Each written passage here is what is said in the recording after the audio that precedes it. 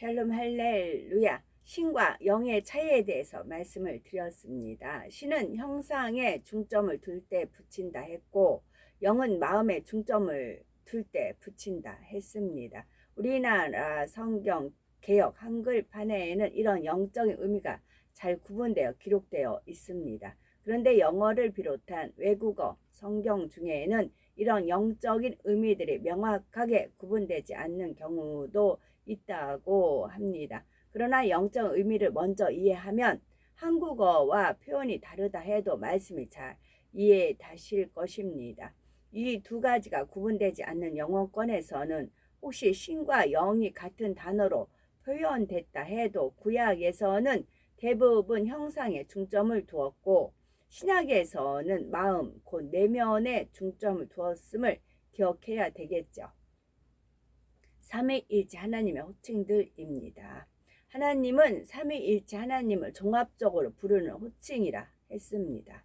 그리고 신을 붙인 경우는 붙인 것은 형상에 초점을 둔 구약 시대의 표현이고 영을 붙인 것은 마음에 초점을 둔 신약 시대의 표현이라 했습니다. 하나님을 마음으로 느끼지 못한다면 하나님과의 관계는 아무래도 형식적인 차원에 머물게 될 것입니다. 하나님을 마음으로 느끼는 게 중요하죠. 예를 들어 한 사람이 어렸을 때 아빠와 헤어졌습니다. 그런데 20년의 세월이 흐른 후 다시 아빠를 만나게 되었다면 이 사람에게는 아빠라는 존재가 어떻게 와 닿을까요? 아빠라는 존재는 형식적인 관계로만 느껴지기 쉬울 것입니다. 자신에게 아빠의 보살핌이 필요하던 이 시기에 아빠가 곁에 없었으니 이 사람은 아빠의 마음이나 사랑을 잘 모릅니다. 그저 저분은 나를 낳아주신 분이라는 형식적인 존재로만 느껴질 것입니다. 반면에 어려서부터 항상 아빠의 사랑과 보살핌 속에서 성장한 사람에게 있어서 아빠는 나를 낳아주신 분 그 이상의 존재입니다. 이런 사람은 아빠를 생각하면 아빠가 자신에게 보여준 사랑과 헌신이 함께 떠오르며 아빠의 마음이 느껴질 것입니다. 이처럼 아빠라고 하는 한 존재에도 마음에 와 닿는 정도와 사랑의 느낌은 각각 다를 수 있습니다. 하나님의 역사를 체험할 때 그것을 하나님의 신으로 표현하느냐, 하나님의 영으로 표현하느냐의 차이도 이와 같습니다. 구약시대 이스라엘 사람들은 하나님을 아버지라 부를 수 없었습니다. 그 당시 사람들에게 있어서 하나님은 인생의 생사화복을 주관하는 유일신이었죠. 그리고 자신들은 유일신인 하나님께 택함을 받은 백성이라 여겼습니다. 그래서 구약시대에는 하나님의 신이라는 표현을 사용했습니다. 예를 들어 창세기 1장 2절에 보면 하나님의 신은 수면에 운행하시느니라 했습니다. 이는 삼위일체 하나님께서 물로 덮인 지구 위에 친히 내려오셔서 살피셨다는 뜻입니다. 또한 출애굽기 31장 3절에 보면 여호와께서 성막을 짓는 기술자인 부살렐에게 하나님의 신을 충만케 했다 했습니다. 이스라엘 백성이 아닌 이방인들도 하나님을 이스라엘 백성이 믿는 신이다 하는 정도만 알았습니다. 그래서 창세기 41장 38절에 보면 애굽의 왕 바로가 요셉을 가리켜 사람의 신이 감동한 사람이라 한 것을 볼 수가 있죠. 이러한 구약시대와 달리 신약시대에는 하나님의 영이란 표현이 사용되었습니다. 여기서 영은 진리, 선, 사랑 등 하나님의 마음의 속성을 가리킨다 했습니다. 신약시대의 하나님의 자녀들은 하나님의 역사를 체험할 때 이러한 하나님의 마음을 느낍니다. 예를 들어 로마서 8장 9절에 보면 만일 너희 속에 하나님의 영이 거하시면 너희가 육신에 있지 아니하고 영에 있나니 했습니다. 여기서 하나님의 영이 그 안에 거하신다는 것은 하나님의 마음이 그 안에 임해 있다는 뜻이죠. 곧 하나님의 속성인 진리, 선, 사랑이 그 사람의 마음에도 임해 있다는 뜻입니다. 따라서 이런 사람은 육신에 있지 않고 영에 있다고 한 것이죠. 물론 신약시대의 사람들의 마음 안에 오신 분은 삼위일체 하나님 중에 성령님의 분체인 성령입니다. 그런데 굳이 하나님의 영이라 표현한 이유는 단지 신적인 존재가 우리에게 임했다는 것만 말하고자 하는 것이 아니기 때문이지요. 우리가 성령을 받아 하나님의 자녀가 될 수 있게 하신 하나님의 사랑도 느끼게 하기 위한 것이 우리가 성령을 받아 하나님의 자녀가 될 수 있게 하신 하나님의 사랑도 느끼게 하기 위한 것입니다. 그래서 로마서 8장 14절에 무릇 하나님의 영으로 인도함을 받는 그들은 곧 하나님의 아들이라 했습니다. 신약 시대에 믿는 사람들의 안에 계시며 진리로 인도하시는 분은 성령인데 여기서 성령으로 인도받는다 하지 않고 하나님의 영으로 인도받는다 표현한 이유도 마찬가지입니다. 한 사람 한 사람이 하나님의 자녀가 되기까지 크신 사랑을 베풀어 주신 하나님의 마음을 나타내 주시는 것입니다. 또한 하나님의 마음을 닮아 나가는 사람이 진정 하나님의 아들이 될 수 있다는 의미까지 이 말씀에 담아 놓은 것이죠. 한 사람이 하나님의 자녀가 되기까지는 삼위일체 하나님께서 함께 역사하십니다. 모든 것을 주관하시는 분은 하나님 아버지이시며 예수 그리스도를 믿음으로 제사함 받고 성령을 받아야 죽었던 영이 살아납니다. 이처럼 어느 한 분의 역사로만이 아니라 삼위일체 하나님의 종합적인 역사로 인해 하나님의 자녀가 나올 수 있습니다. 그래서 하나님의 영이라 표현이 사용된 것이죠. 성경에 하나님의 영이 나올 때 지금 말씀드린 내용을 기억하시면 그 구절이 잘 이해되실 것입니다. 주체를 강조하는 표현에는 여호와의 신 그리고 여호와의 영입니다. 먼저 성부 하나님의 호칭인 여호와의 신에 대해서 살펴보겠습니다. 여호와란 아버지 하나님의 이름으로서 스스로 있는 자라는 뜻입니다. 여호와의 신은 아버지 하나님께서 분리해 내신 분체를 가리키는 호칭 중에 하나입니다. 아버지 하나님께서는 구약 시대에 친히 주체가 되어 많은 일을 이루셨지요. 사사들이나 선지자들과 분체로서 함께 하시며 그들의 마음을 감동시키시고 능력과 지혜도 주셨습니다. 예를 들어 사사기 3장 10절에 보면 여호와의 신이 사사 운니엘에게 임하심으로 그가 전쟁에서 이긴 기록이 나옵니다. 사사기 14장 6절에 보면 삼손이 여호와의 신에게 크게 감동되어 손에 아무것도 없어도 그 사자를 염소 새끼를 찢은같이 찢었다 했습니다. 사무엘상 16장 13절에는 사무엘 선지자가 다윗에게 기름을 붓자 이날 이후로 다윗이 여호와의 신에게 크게 감동되니라 했습니다. 이 밖에도 구약 곳곳에 여호와의 신이 임재한 기록이 나옵니다. 그런데 여호와란 표현은 구약 성경에만 나온다고 했습니다. 또한 구약 시대에는 여호와 뒤에 영이 아닌 신을 주로 붙인다 했습니다. 따라서 여호와의 신이라 표현만 가능하고 여호와의 영이란 표현은 나올 수가 없습니다. 하지만 여호와의 영이란 표현이 구약 성경 열왕기상 22장 24절과 역대하 18장 23절에 나옵니다. 이 두 구절은 모든 거짓 선지자 시드기야가 한 말을 동일하게 기록한 것입니다. 당시 북이스라엘은 남유다와 연합하여 아람과 전쟁을 하려 했습니다. 이에 시드기야는 여호와의 이름을 빙자하여 전쟁의 승리를 장담했지요. 그러나 하나님의 참된 선지자 미가야는 시드기야의 예언이 거짓임을 말합니다. 거짓말하는 영이 거짓 선지자들에게 역사하고 있다고 한 것입니다. 이에 시드기야가 미가야의 빵까지 치면서 여호와의 영이 나를 떠나 어디로 말미암아 가서 네게 말씀하더냐 했던 것입니다. 여기서 여호와의 영이란 표현은 하나님 편에서 사용한 것이 아니라 거짓 선지자가 표현했습니다. 또한 여호와 하나님의 마음에 중점을 두어 여호와의 영이라 표현한 것도 아닙니다. 단순히 악에 속한 영이 아니라 하나님께 속한 영이라는 의미에서 여호와의 영이라 표현한 것이죠. 이처럼 원칙에 벗어난 표현에는 반드시 이유가 있습니다. 다음으로 속성을 강조하는 여러 가지 호칭들이 있습니다. 여호와의 신은 아버지 하나님께서 분리해 내신 분체를 가리키는 호칭 중에 하나라 했습니다. 아버지 하나님께서는 구약 시대뿐만이 아니라 신약 시대에도 분체로서 일을 하시는데 어떤 일의 주체가 아버지 하나님의 분체임을 나타내고자 할 때는 여호와의 신이라 표현합니다.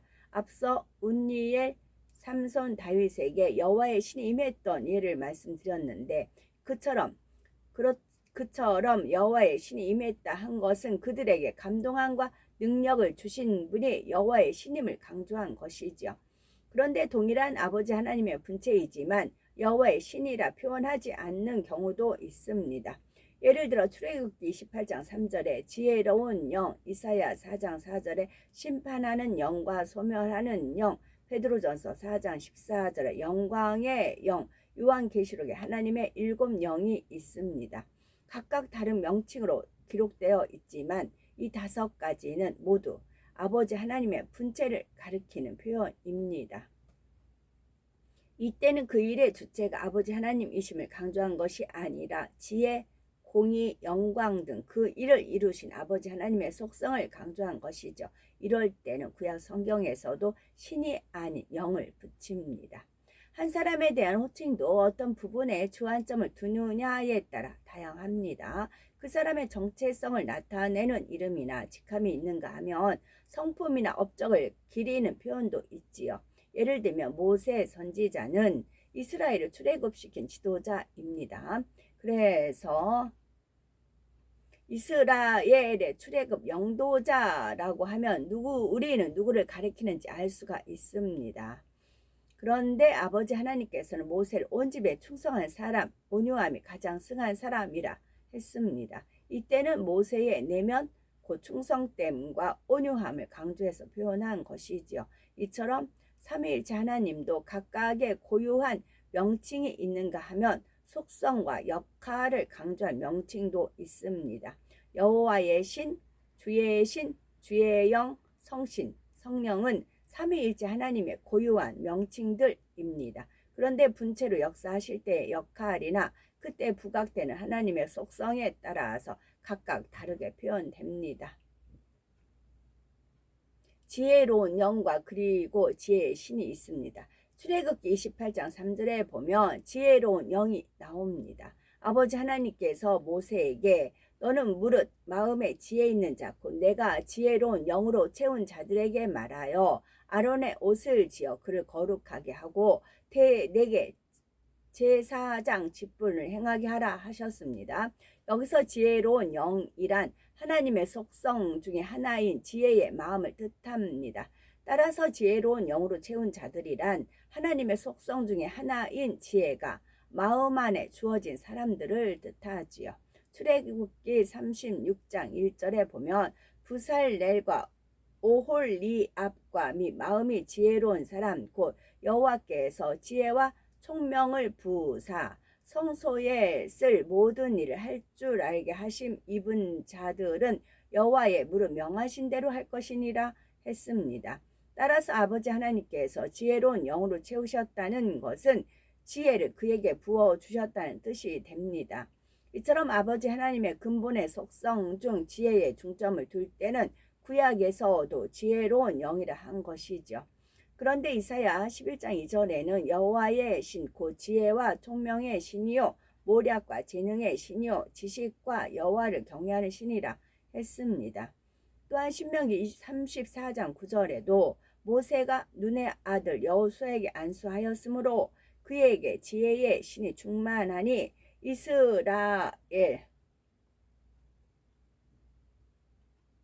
이스라엘 자손이 여호와께서 모세에게 명하신 대로 여호수아의 말을 순종하였더라 했습니다. 여기서는 왜 지혜로운 영이 아니라 지혜의 신이라 했을까요? 이때는 지혜라는 속성 자체가 역할을 강조한 것이 아니기 때문입니다. 여호와 하나님을 지혜의 근본 대신 신으로 인식하며 기록한 표현이지요. 그러므로 우리가 아버지 하나님께 지혜를 구한다면 지혜의 신을 주세요라고 하는 것이 아니라 지혜로운 영을 주세요라고 해야 하는 것입니다. 하나님의 일을 할 때에 특별히 하늘의 지혜가 더 필요하다 하면 지혜로운 영을 부어주세요 이렇게 기도해야 되겠죠. 그러면 아버지 하나님께서는 우리에게 지혜로운 영을 주셔서 당면한 문제를 쉽게 풀 수 있게 해 주십니다. 야고보서 1장 5절에도 너희 중에 누구든지 지혜가 부족하거든 모든 사람에게 후히 주시고 꾸짖지 아니하시는 하나님께 구하라 그리하면 주시리라 했습니다. 하지만 지혜를 구한다고 해서 누구나 항상 응답받는 것은 아닙니다. 위로부터 지혜를 받기 위해서는 먼저 아버지 하나님의 마음을 닮아야 합니다. 야고보서 3장 17절에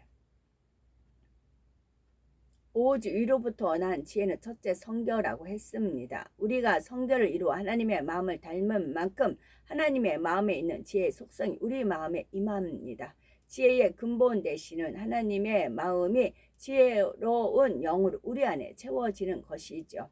위로부터 임하는 지혜는 세상의 지혜와는 다릅니다. 세상에서는 사리 분별을 잘하고 어떤 지식을 잘 활용해 나갈 때 지혜롭다 말합니다. 그러나 하나님께서 주시는 지혜는 머리에서 나오는 지혜가 아니라 마음으로부터 나오는 지혜입니다. 자기가 아는 지식을 가지고 이럴 때는 이렇게 해야지 하고 머리를 쓰는 것이 아닙니다. 어떤 상황에 처하든지 어떤 일을 만나든지 가장 선하고 아름다운 방법론이 마음에서 자연스럽게 주관되는 것이 바로 위로부터 임하는 지혜입니다. 마음의 악을 버림으로 선한 마음이 되는 만큼 가장 좋은 방법이 더욱 또렷하게 마음에 그려지는 것이 바로 위로부터 난 지혜이지요. 아버지 하나님의 마음에서 나온 지혜로운 영의 역사입니다. 이사야 4장 4절에 보면 심판하는 영과 소멸하는 영이 나옵니다. 이는 주께서 그 심판하는 영과 소멸하는 영으로 시온의 딸들의 더러움을 씻으시며 예루살렘의 피를 그 중에서 정결케 하실 때가 됨이라 했습니다. 아버지 하나님은 모든 만물의 주권자로서 모든 것을 심판하실 수 있고 심판의 결과에 따라 상보를 주시는 분이십니다. 그래서 시편 9편 7절에서 8절에 여호와께서 영영이 앉으심이여 심판을 위하여 보좌를 예비하셨도다. 공의로 세계를 심판하시며 정직으로 만민에게 판단을 행하시리로다 했습니다. 이처럼 아버지 하나님께서는 공의로 모든 것을 판단하십니다. 아버지 하나님의 마음 안에 있는 속성 중 특별히 공의의 속성을 가지고 분리된 분체가 바로 심판하는 영과 소멸하는 영입니다. 심판하는 영이 두루 살피며 공의의 잣대로 각 사람의 마음과 행실을 잽니다.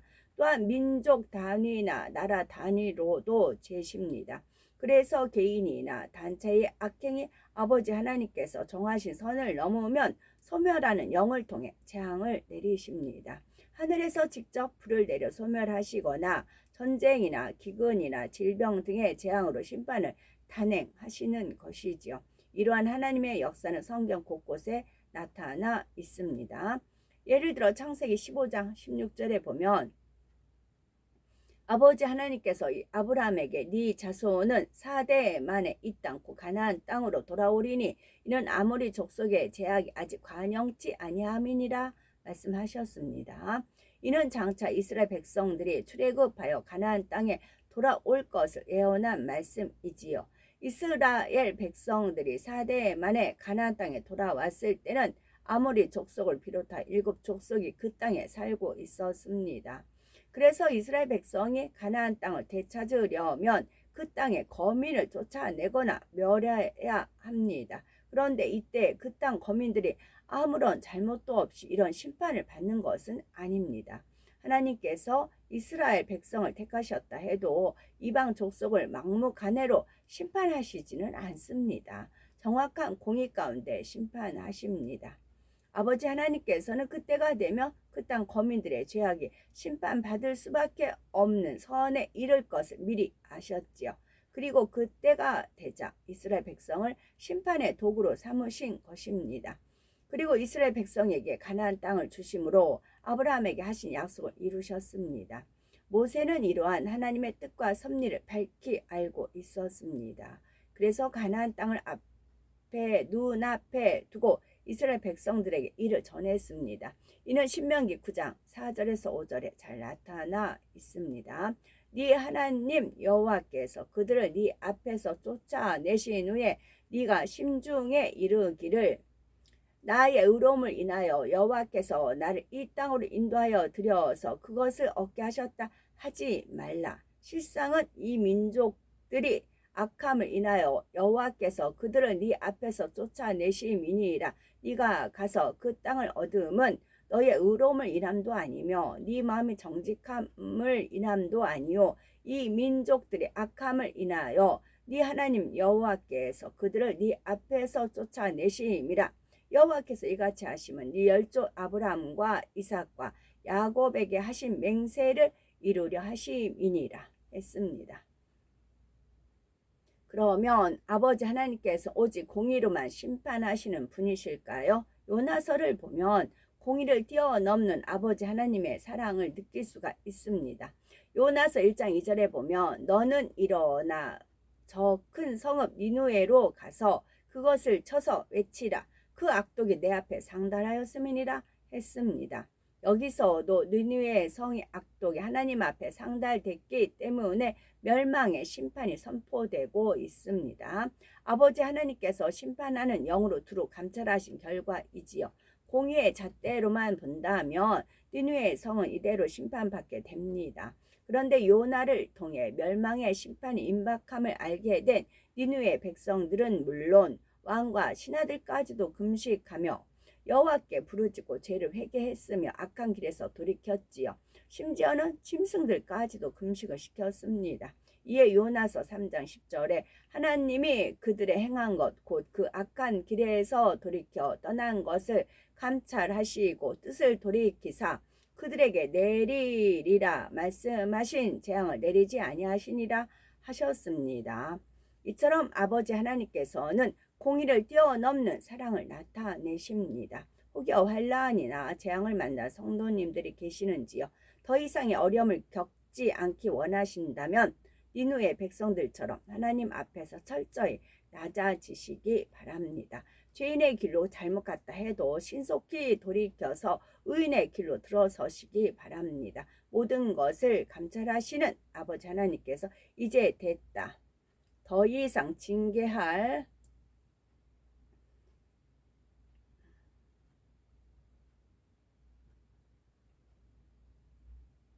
이제 됐다. 더 이상 징계할 이유가 없다. 판단하실 수 있도록 해야 합니다. 혹여 나는 범죄에도 아무런 징계가 없다 하는 사람 있으신지요? 그것은 결코 좋은 일이 아닙니다. 이미 하나님의 자녀가 아닐 수도 있기 때문이지요. 히브리서 12장 8절에 보면 징계는 다 받는 것이거늘 너희에게 없으면 사생자요 참 아들이 아니니라 했습니다. 육의 부모들도 다른 집의 자녀들이 잘못하는 것은 상관하지 않습니다. 마찬가지로 이미 하나님의 자녀가 아닌 사람은 범죄해도 하나님께서 일일이 상관하지 않으십니다. 물론 마지막 심판 때는 각자의 죄값에 따라 형벌을 받게 됩니다.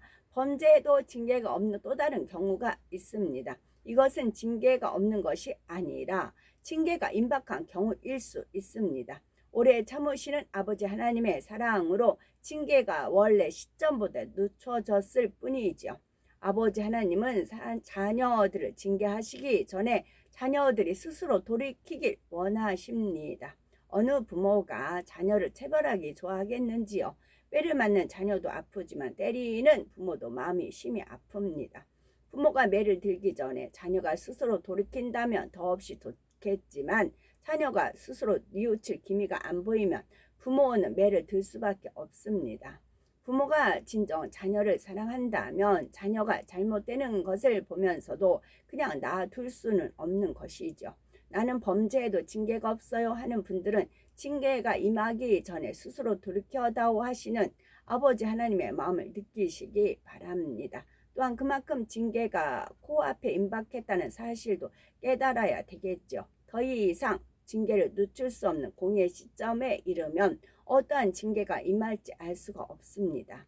그토록 오래 참으신 아버지 하나님의 사랑이 결코 헛되지 않게 하려면 지금 바로 죄에서 돌이켜야 합니다. 그러므로 혹여 어둠 가운데 있는 분이라면 지금 이 시간부터 빛으로 나오셔야 되겠죠. 아멘.